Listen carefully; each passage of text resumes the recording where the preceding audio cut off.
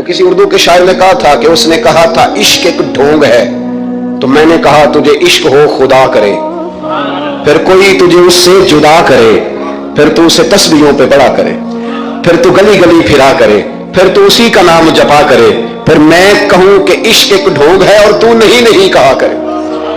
داتا گاندھی بخش علی حجویری۔ داتا صاحب نے لکھا ہے، یہ آج کل کا جو جدید نوجوان طبقہ ہے وہ ذرا بات جلدی سمجھ جائے گا۔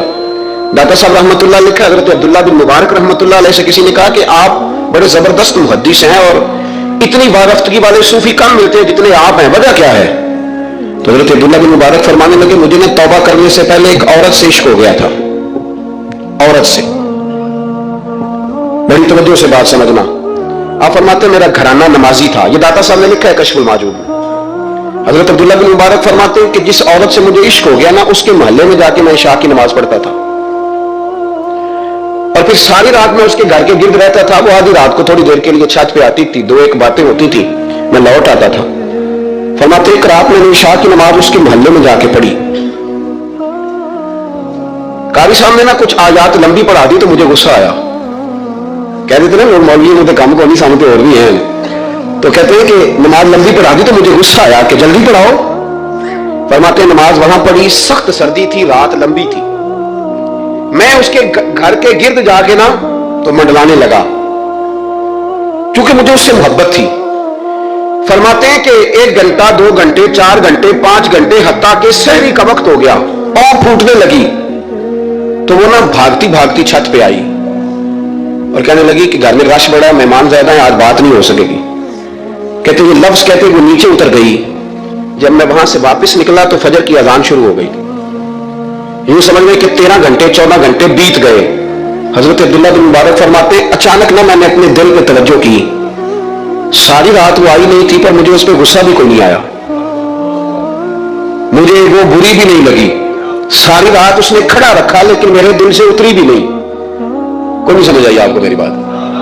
فرماتے ہیں کہ پھر میں نے اپنے دل پہ توجہ کی تو مجھے سمجھ آئی کہ مجھے اس سے کھرا پیار ہے، سچا پیار ہے۔ یعنی اس نے آدھا جملہ کہا کہ میں مجبور ہوں، تو میں نے اس سے مزید نہ قسم اٹھوائی نہ گواہ مانگے، میں اس کی وہ مجبوری بھی فوراً ہی مان گیا۔ تو جناب عبداللہ بن مبارک فرماتے ہیں کہ جب میں نے وضو کر کے مسجد میں جا کے 2 سنتیں پڑھی نا تو میرے اندر سے آواز آئی، عبداللہ اگر ایک بی بی کے لیے تو ساری رات کھڑا رہ سکتا ہے اور اس کی سخت بات سخت انتظار بھی تجھے غصہ نہیں دلاتا، اگر عورت کے عشق میں سارا کچھ ہو سکتا ہے تو رب رسول کے عشق میں بھی ہو سکتا ہے۔ پھر ان کی بتائی ہوئی تراویحاں تجھے غصہ نہیں دلائیں گی، پھر ان کا کہا ہوا روزہ تجھے غصہ، پھر تو یہ نہیں کہے گا کہ بڑا مشکل کام ہے جی گرمیاں میں روزے نے، پھر تیری زبان سے کوئی لفظ ہے، اس لیے کہ محبوب پر غصہ۔ ایک صاحب نے مجھے ایک دفعہ فون کیا، ہمارے سنگی ہیں، وکیل ہیں، بیوی ان کی پروفیسر ہیں، کہنے لگے جی آپ کے ایک بزرگ نے کہا ہے کہ صحابہ نبی پاک صلی اللہ علیہ وسلم کا بول مبارک پیشاب مبارک پی جاتے تھے۔ لوگوں کو بڑی جلدی ٹینشن ہونے لگ جاتی ہے ان چیزوں کی، بڑی جلدی، اس رستے کے مسافر نہیں نہ ہوتے، اس رستے کے مسافر نہیں۔ انہوں نے کہا جی کہ صحابہ حضور کا لعاب دہن اپنے چہرے پہ مال لیتے تھے، ناک سے ریٹھ نکالتے تھے تو مال لیتے تھے، یہ کیسے ہو سکتا ہے؟ میں نے ان سے کہا کہ تمہاری عقل میں بات نہیں آئے گی، تمہارا شعبہ نہیں نا، تمہارا یہ شعبہ۔